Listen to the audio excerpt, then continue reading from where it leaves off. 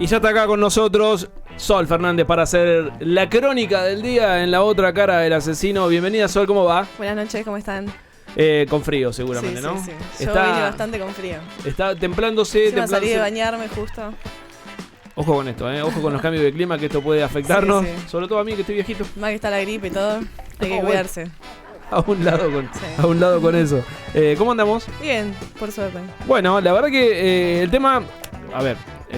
Las crónicas siempre son impactantes y por supuesto tienen una particularidad, un protagonista particular en cada una de las que venís a narrar cada jueves en la otra cara del asesino. Pero este me interesa, primero porque está cumpliendo una condena y en segundo lugar porque sobre todo se lo tilda de un culto que rinde específicamente para poder haber cometido los homicidios que cometió de manera serial. Pero bueno, en el día de hoy vamos a estar hablando de Marcelo Antelo. Marcelo Antelo, un asesino serial en la República Argentina, que tiene muchísimos factores, su historia criminal dentro de lo que vamos a contar ahora en la tarde de 0 horas, en la noche de 0 horas. Pero sobre todo porque era un homicida que le rendía culto a San la Muerte. Pero atención con cuestiones de relatos que forman parte de su legajo criminal y sobre todo fueron un condicionante para poder dictar la sentencia que se le dictó. Bueno, como vos dijiste, este se hizo conocido por matar a sus víctimas en lo que serían rituales satánicos en nombre de San la Muerte, que es como un santo, una entidad que simboliza el poder de la muerte. Como vos dijiste, esto sucedió en la provincia de Buenos Aires, principalmente en el barrio del Bajo Flores, por el año 2010. Y bueno, lamentablemente este es uno más de los casos que hemos traído que tienen problemas a partir de lo que es la infancia. Y bueno, en este caso Marcelo creció con una familia disfuncional. Su padre era drogadicto, su abuela era alcohólica, su mamá también lo golpeaba. Y bueno, él a medida que fue creciendo fue conociendo lo que son las drogas y la calle. Ya a la edad de 15 años a él lo echaron de su casa por ser adicto al paco. Ajá. Así que bastante impactante. Esto empezó desde chico su carrera. Y bueno, a medida ahí pasó el tiempo a vivir con uno de sus tíos, que al tiempo murió en un enfrentamiento y en lo que sería un ajuste de cuentas, y volvió a estar desamparado. Y bueno, intentó varios tratamientos y quedarse en distintos refugios para tratar la adicción contra las drogas, pero no logró curarse y volvió en el mismo estado. Un asesino bastante contemporáneo, también hay que decirlo, sí. Porque es de 2010 para adelante. Del 2010 para adelante. Y bueno, a la edad de cuando ella tenía 20 años, dejó embarazada a una de sus novias, Brenda, donde ahí tuvo uno de sus hijas y pasaron a convivir un tiempo juntos, pero lo terminó echando porque sufría violencia de género por parte de él. Ajá. Así que es bastante perturbador todo el camino que tiene.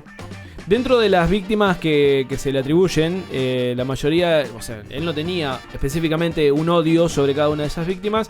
Él casi que lo hacía no solo como ritual, sino también por una cuestión de que generaba a él una adrenalina especial, pero es dentro de lo que pude leer de él, me llamó la atención particularmente algunos de los relatos de los testigos de las víctimas a las que asesinó.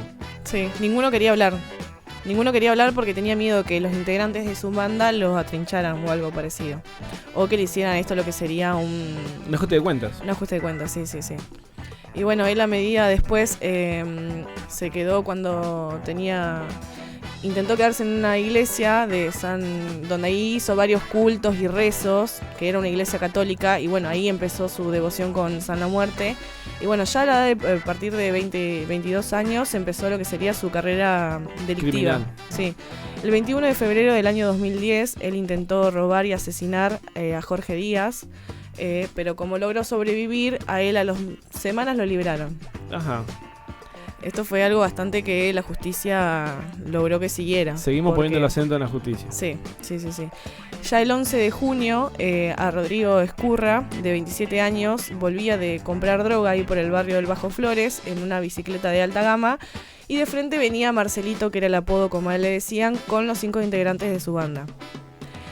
Cuando lo vieron le robaron todas sus pertenencias sin él poner resistencia alguna, pero como sabían que venían de comprar droga, Marcelo le pidió que se la entregara y como se negó, inmediatamente le efectuó un disparo con un arma de 9 milímetros en el pecho y huyó de la escena.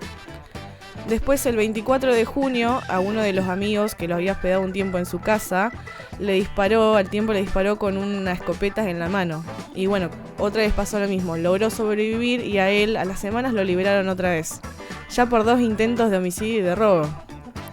Un dato bastante perturbador. Perturbador, y también de alguna forma le facilitaban las salidas para que siguiera cometiéndolo. Sí, por eso mismo. Y bueno, esto como decía, habían testigos, pero ninguno quería hablar. Y nadie llamaba a la policía, nada. Ya el 2 de agosto, y todo esto por el barrio del Bajo Flores. El 2 de agosto intentó disparar varias veces en la casa de Jorge Mancilla, pero como no obtuvo resultados, a los 6 días volvió a ir, le tocó timbre. Cuando el hombre salió medio dormido, le disparó con el arma 9 milímetros en la cabeza y huyó de la escena otra vez. A las horas se fue a donde estaba un mecánico ahí por la zona, y como sabía que uno de los integrantes de su banda le debía 300 pesos por un arreglo mal hecho del auto, fue y le pidió la plata. Como se negó, le gatilló varias veces con el arma, pero como el arma estaba trabada, esto le dio tiempo a él que se pudiera esconder y huir. Y así siguió reiteradamente. Cuando él logra ser aprendido nuevamente ya para juzgarlo por las víctimas que había cometido. Sí, pero recién lo empezaron a buscar cuando ya habían 4 homicidios. Esto sucedió en un periodo muy corto de tiempo. Sí, en un periodo de 3 o 4 meses, nada más. Él se lo termina juzgando específicamente por los atroces crímenes que cometió a sangre fría a la edad de...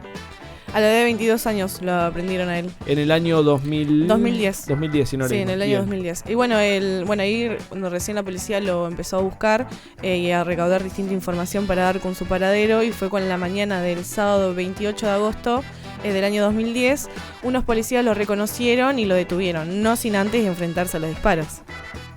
Como tiene que ser. Se resistió, por supuesto. Ya cuando lo capturaron, empezaron a descubrir el trasfondo que había detrás de estos crímenes. Porque familiares de Antelo le contaron a la policía de que él era fan de San La Muerte y que además había hecho una promesa a cambio de su protección. La promesa era que él tenía que matar una persona una vez a la semana y así iba a obtener la protección de su santo.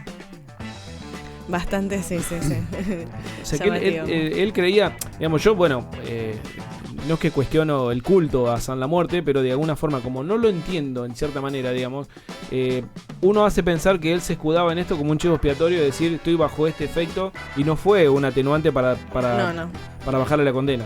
Años 2000, 2010, donde la explosión argentina en el 2001 genera un avance progresivo de la delincuencia callejera, si se quiere.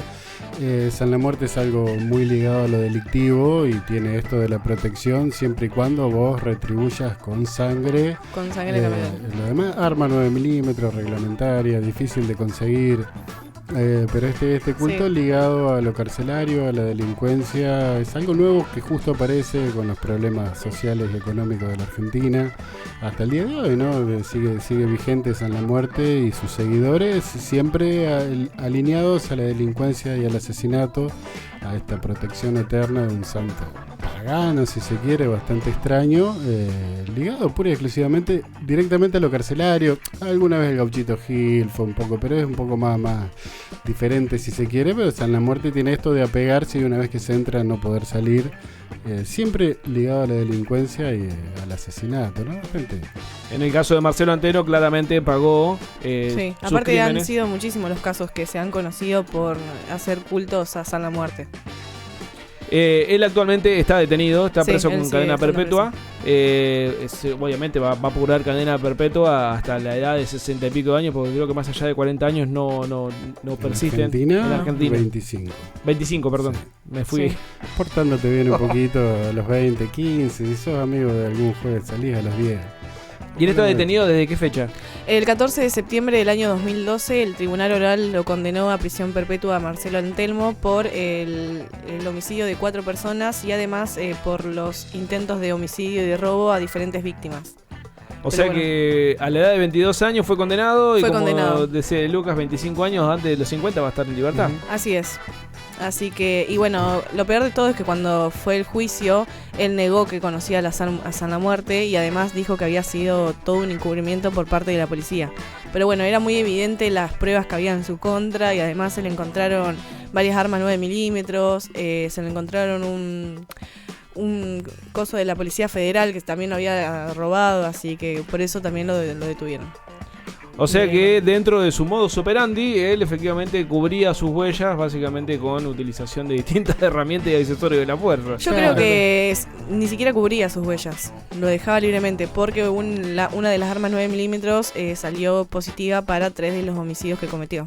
Bueno, hasta la hasta las manos, mi amigo. Sí, sí. Lo llamativo también, dentro de lo que pude leer, es que él efectivamente no habla con la prensa. Los datos que seguramente has recabado tiene que ver con no solo análisis periodísticos, seguramente también de algún criminalista que ha vertido algunos datos de la causa. Testimonio de las familias también. Y de la familia, eso te iba a decir. La familia sí brindó testimonio porque entendía que de alguna forma tenía que salir a salvar un poco el papel de lo que le había tocado vivir como adolescente. Sí, obvio. Pero bueno, esto no fue un atenuante para bajarle la pena, todo lo contrario. Como bien mencionás, el Tribunal Oral Federal número 2. Sí, Tribunal número 2. Lo condenó tajantemente a cadena perpetua. Lógicamente, Antelo forma parte de la historia criminal argentina por este raid que cometió en el lapso de 90 días. Y las víctimas fatales obviamente se cuentan tanto jóvenes estudiantes, había un joven de 27 años. Había un joven de 27 años que era estudiante de abogacía. Inclusive también esto que dice, bueno, él no veía qué antecedente tenía en la víctima. Él efectivamente, esto que vos mencionás. También lo hacía como un pacto de venganza. Tipo, uno lo echó de la casa y le cayó mal, por eso fue y le disparó con la escopeta en la mano. O sea que de esa manera él purgaba esa bronca. Purgaba esa bronca que tenía. Y además por la promesa que tenía que matar una vez por semana. La verdad, prontuario. El nombre de San la Muerte, ¿no? El nombre de San la Muerte, sí, tal cual. Por eso se lo apodó el asesino del culto a San la Muerte, el asesino serial. Seguramente en algún momento, si logran que pueda dirigirse o tener algún dato para poder hacer su filmografía, porque a mí me llamó la atención en principio por todo lo misterioso que había detrás. Entonces digo, ¿por qué tanto misterio? Y efectivamente por esto, porque él no va a dar cuenta de lo que sí efectivamente hizo y que consta en la causa referido a este culto que él practicaba. No, sí, él absolutamente niega todo. Hasta el día de hoy. Hasta el día de hoy, sí. Marcelo Antelo, por supuesto que va a formar parte también de estas crónicas de Sol Fernández, como bien mencionábamos al principio. Inclusive, dentro de lo que vamos a poner, en breve van a estar todos los materiales subidos porque ya está en línea la nueva web, así que próximamente vendrán todos, inclusive también los documentos y episodios de Streamiame que están pendientes. Pero bueno, muchísimas gracias por una crónica más. Gracias a ustedes. Volveremos el día jueves de la semana que viene. Vamos a hurgar por alguna... No es que me preocupe la empresa de la N, el Tutum, pero parece ser que está reconfigurando su público y creo que va a orientarse más a las docuseries. Sí. Así que, señorita, presta atención porque creo que el canal de la N está buscando captar más adeptos por ahí porque está perdiendo. Se habla de que a nivel mundial perdió suscripciones en un día por el orden de 220.000 personas que dejaron de suscribir a la empresa. Entonces tuvo que reconfigurar para ver cuáles eran